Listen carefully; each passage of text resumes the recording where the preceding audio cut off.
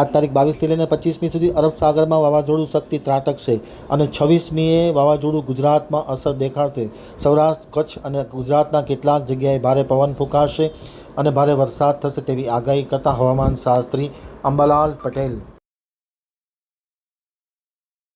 ખાસ કરીને જે રીતે આ વાવાઝોડાની અસર ગુજરાતમાં વર્તાઈ રહી છે, કેવી અસર રહેશે અને કેવી રીતે આ વરસાદ અને કેવું લોકોથી બચવાનું રહેશે?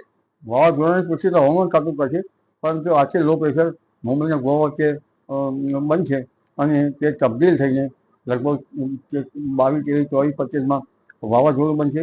વાવાઝોડું તીવ્ર છે, લગભગ 100 કિલોમીટર જો સમુદ્રમાં ત્યાંની પવનની ગતિ પર કલાકની હશે.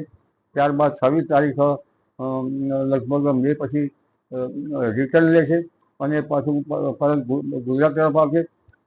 હવાનું દબાણ લગભગ 990 કે 993 કે 998 મિલીબાર છે અને સમુદ્ર પેરામીટરમાં 30 ડિગ્રી સેન્ટીગ્રેડ સમુદ્રનું ટેમ્પરેચર છે.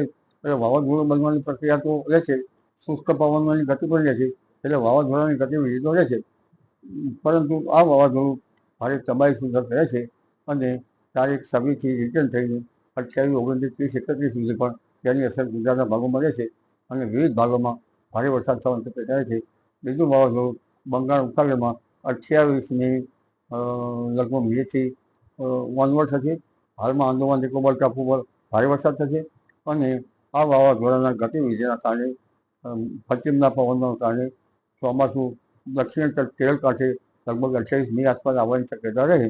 કદાચ મંદ પડી જાય તો 4થી 5મી જૂને આવવાની શક્યતા રહેશે, પરંતુ તેની ગતિવિધિના કારણે ચોમાસું વહેલું આવી શકે છે.